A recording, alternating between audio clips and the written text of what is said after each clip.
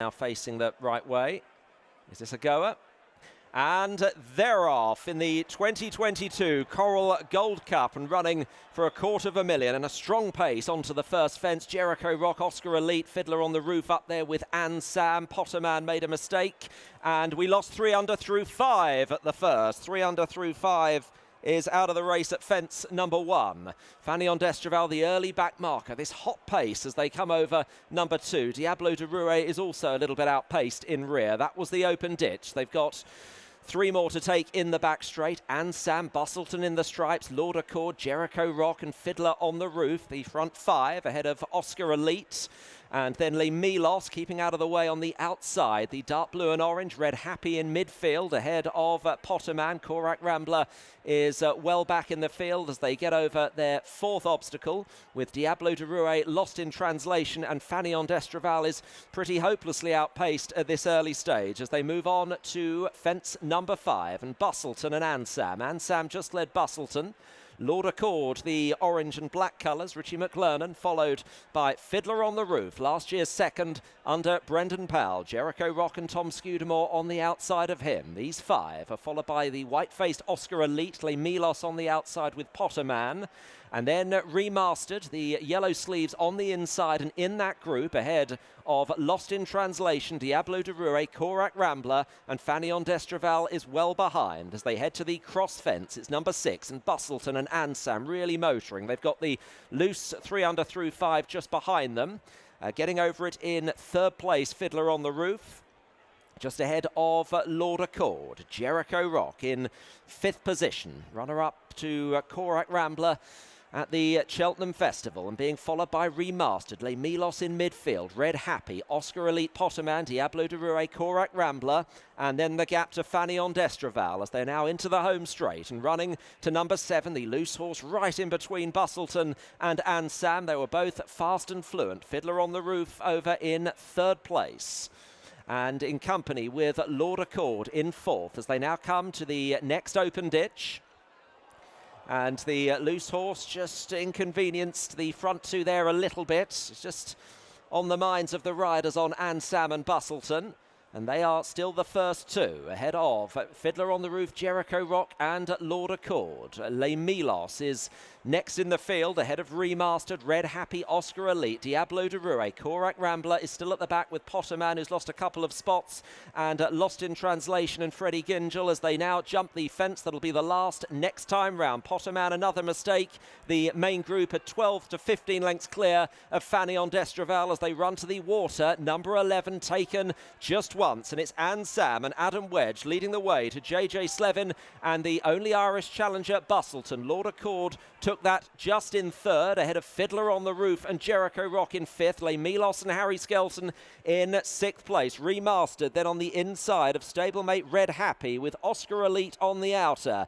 Then Lost in Translation in the yellow. Diablo de Rouet, Corach Rambler, Potterman and Fanion d'Estraval has closed the gap on the rest of them to about 4 or 5 lengths now under Lucy Turner and is getting close to being in touch again. So they've gone through their starting point, heading to fence number 12, and Ansam and Bustleton, the first 2. Gericault Roque, a really good jump at that one, and is handy, just in company with Lord Accord. Milos in behind the favourite with Fiddler on the roof, and Oscar Elite, Red Happy, Remastered next as they come over the open ditch in the back straight. 3 more to take before they turn towards the cross fence, and it's Ansam and Bustleton, Gericault Roque, Lord Accord and Milos, the front 5. Fiddler on the roof is off the bridle and is being passed by Red Happy and Oscar Elite, and then Remastered. Lost in Translation is also struggling. Diablo de Rouet, Corach Rambler still with plenty to do from where he is and is well clear of Fanion d'Estraval as they get over the next obstacle. And it is Ansam and Bustleton. They are still the first 2 here, heading to the final one in the back straight. Milos is close to being on the premises in behind, with Gericault Roque, Lord Accord getting a reminder. Remastered the inside. Oscar Elite trying to creep closer. Fiddler on the roof, Red Happy both struggling a bit. Then Diablo de Rouet lost in translation, and Corach Rambler is under pressure as Ansam leads the way. He's still got the loose 3 under through 5 for company as they head to the cross fence. 5 out for Evan Williams. It's Ansam that leads Bustleton. Les Milos is in third, passing Gericault Roque on the outer. Oscar Elite, Red Happy is still there. And then Remastered as Ansam takes the cross fence just in front. Bustleton is coming back for another go on the inner. Les Milos is in third. Gericault Roque in fourth. Oscar Elite in fifth. Then Remastered and Red Happy as they make the turn for home. Bustleton and Ansam, they are still disputing. Skelton now shakes the reins at Les Milos in third. Gericault Roque the inside. Then Oscar Elite and Remastered try to creep into it. Here's the fourth last. Bustleton comes into it, joined by Les Milos, Ansam, Gericault Roque the inside. Then Oscar Elite, Remastered, Corach Rambler plugging on and passing rivals, but still plenty to do as they come to the last ditch 3 out. Les Milos just takes over now. Les Milos to Gericault Roque, and then Bustleton in third. Remastered, Corach Rambler still staying on as Les Milos has the advantage here at the second last. Is over 3 clear of Gericault Roque in second. Remastered in third, then Bustleton and Corach Rambler. Remastered with unfinished business in the Coral Gold Cup comes closer to Les Milos. Gericault Roque on the far side, then Corach Rambler. Les Milos over the last by a length and a half to Remastered in second. Gericault Roque is in third, then Corach Rambler. They head inside the last furlong. Les Milos pushed all the way by Remastered. The loose horse is coming into play. Les Milos by a half to Remastered. Harry Skelton working with every sinew on Les Milos and just lifts the Coral Gold Cup to Remastered in second. Gericault Roque in third, and in fourth place, Corach Rambler. Dan Skelton has just won the Coral Gold Cup with Les Milos with his brother Harry Skelton on board. Many congratulations. Have you come back down to earth yet? No, not really. I was saying to Tom, my assistant, we were stood just past the line and we were leaning over the rails when they had the long walk to the start, and we both said to each other, is it silly to fancy a horse this much in this type of race? But we just really fancied him for it. He'd stepped forward so much since Bangor. And yeah, there was definitely some apprehension over the ground. Obviously Bangor was very, very soft, but I felt that he'd really stepped forward, and I'm glad they put the water on last night. There was never any doubt that we weren't going to run, but you know, it just probably helped us a bit. Whole way up from the back of the last, I thought Remaster's got us. And I'm actually surprised he didn't, because we'd been out there, you know, to be gunned down for a while. But he was so brave, Harry, at the last. The other stride we were beat. You know, if he'd have put one more in, that was it. You have a different winner. But it was just a fabulous race, and you know, after last weekend, I can't really believe our lucky stars at the moment. And tell me, can you put into words what it was that he was showing you at home? Why were you so excited about his chance? Just enthusiasm, positivity, and horses, when they come out of some races, you want to see them step forward at home, and some, the truth is, some don't.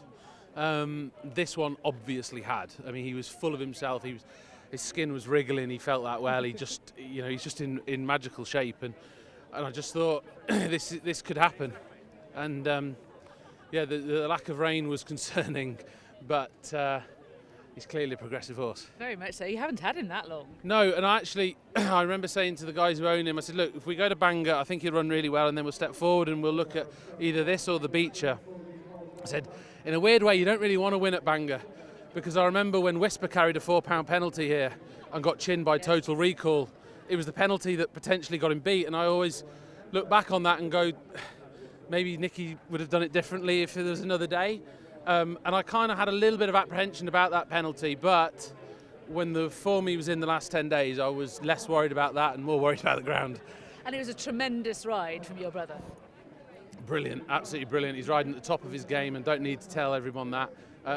It's just magical to be part of all these big races. I always wanted to do it. I was very lucky to do it when I was following Paul round. But to do it in your own right is just super special. Is this feeling different this season? Massively, yeah. We took a conscious effort 5 or 6 years ago, as you all well know, to shift the attention to a different set of horses for the winter. Take some time to build those up. Sprinkling a little bit of luck, picking up a horse like this, you know, in the summer. You know, we didn't make this horse. This horse turned up a very good horse, you know, and to be fair, Tim had done little wrong with him. It was just a situation on the day that I ended up with the horse. It was nothing to do with his previous form, and you know, sometimes the chips fall your way with that, and sometimes they don't. And I just can't put into words how exciting it is to be part of these races. Well, I think you're showing exactly how exciting it is, and it's great to see. Many congratulations. Thank you. Harry Skelton has just won the Corach Gold Cup on the Milos. It's so much joy in the winner's enclosure, and it is great to see and hear. I really want to understand the race from your perspective, because it looks so interesting, particularly the loose horse that you had to deal with as well. So talk me through it from your point of view. Yeah, obviously, look, it actually relatively went obviously very good for me. Saw the loose horse actually unseated very early on at the first fence. He was on my inside. He then drifted in, and I thought we were grand. I said to Harry Cobden after 3, I said, Harry, we've got a lovely, you know, we really got a lovely pitch here. After that, it was all pretty good, to be honest. I was getting a nice toe on that ground. You know, there was no let up the whole way, to be honest. Halfway down the back, I was squeezing him just in my leg, just the whole way, just trying to keep the bit in his mouth a little bit. I knew he'd keep finding and galloping, but at the same time, I didn't really want to be letting him off the bridle that early. His jumping was brilliant. That's probably what saved me the day.